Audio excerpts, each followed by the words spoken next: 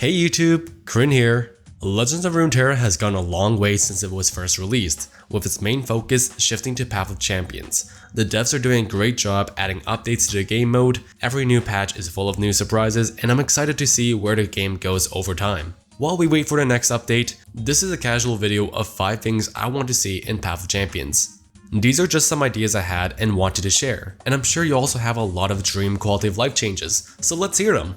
If you have any other great ideas, you can share them in the comment section so the devs can have a nice spot to view everything you want to see next. And if you like this type of bite-sized Path of Champions content, let me know in the comments, like the video and subscribe for more. Anyways, let's get started. The first thing that I absolutely want the devs to do is removing the level limit on champions. I'll admit that I'm a simple guy. When I see numbers go up, my brain gets a sense of fulfillment. It excites me that I'm progressing and there's always something to look forwards to, even after I complete my daily missions. So when I fully max out a champion at level 30, I start to lose interest in playing that same champion. But that doesn't take away from the fact that my star power 4 Pike is still my favorite champion. There's not a way we can track how much I played a champion after reaching max level, and the idea of diminishing returns really gets to me, even if it's as little as a number going up. So here's my idea. What if we expanded the level limit to an indefinite amount, but kept the amount of experience to, let's say, 5,000 per level after level 30? Mind you, there are no rewards after level 30, but now when you complete your adventures and see your experience piling up from the path you took, at least you know it's getting counted, and now I can show everyone how much time you spent on this game. Which sounds embarrassing, maybe I should keep that private, oh well, it's the internet. Enjoy. But removing the level limit is my first recommendation. Next off, customizable starting decks, but slightly. What I mean by that is I still like how each and every deck has their own playstyle, and I don't think we should be stepping too far away from these defined strategies. So what if we had the option to change at most 4 cards in a starting deck from a selected pool of cards? And where these cards come from is from an idea I had. When you reach level 30 on a champion, you are granted 4 cards that you can add to another champion's deck. 2 of these cards from the champion's starter deck, and 2 more come from outside of the starter deck that I think would be really fun to experiment with. For example, once you reach level 30 with Jinx, you'll get 4 cards: Pow Pow, Saw Knight Urchant, Malmutation, and Catalyst V 1.0. With these 4 cards, you may go to another champion and remove up to 4 cards from the starting deck, and add any amount of these cards to vacant slots. These cards will not have items on them until you reach level 20 on a champion you're playing. After reaching level 20, they will reach their true potential and be fully upgraded to the best they can be. This will allow the devs to also add a new form of cards to the game as well. They can be bought, added to future event passes, or achieved from doing quests.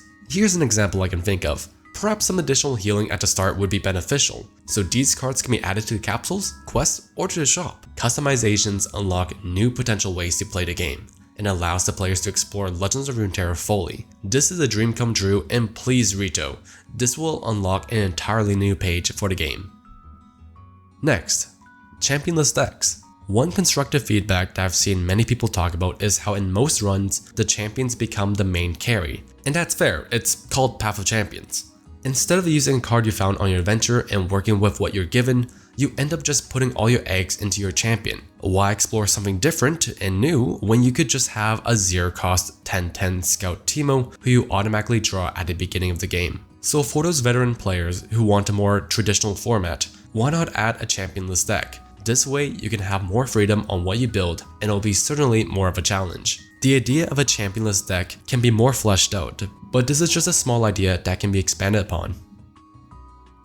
Next off, completion counter. I have a couple of hours into Hades, and I'm really excited for Hades 2 once it fully releases. One thing that I see before I begin a run on Hades is a completion tracker. It showcases all my attempts and how many times I've succeeded. And this little thing before I begin a new run motivates the heck out of me. So if we could have something to showcase the amount of times we played each adventure and how many times we've succeeded, it'll be really cool, especially for new adventures and weeklies. When a new weekly drops, someone can showcase how they could beat it in one try. It's a simple quality of life addition that I know people will appreciate. And finally, you know what I really want? More adventures with fun gimmicks. The devs did make a new world adventure with Hardwood Swain, and that's fun. I like that, so keep up the great work. And there's a lot of potential paths they can take, and I'm really interested in where they go from here. For example, they can base an adventure on all the Sundesk homies, or perhaps an adventure featuring Diana and Leona as the final boss. I'm sure that as this video is posted, they're already cooking something good, and I'm pretty stoked about it. In conclusion, Legends of Runeterra is one of the 2 games that I play on a daily basis. It's my comfort game and I really want to see it grow because I care about it a lot. This was my wish list of what I want to see for Path of Champions, and I hope the devs see it as a love letter. Like I said at the beginning, they're doing an amazing job and I want to thank them for their continuing efforts. So what do you want to see added to Path of Champions? Share your thoughts in the comments because I want to hear your ideas. Anyways, I'm Krin, don't do the illegal, don't play Yu-Gi-Oh! Alright, peace.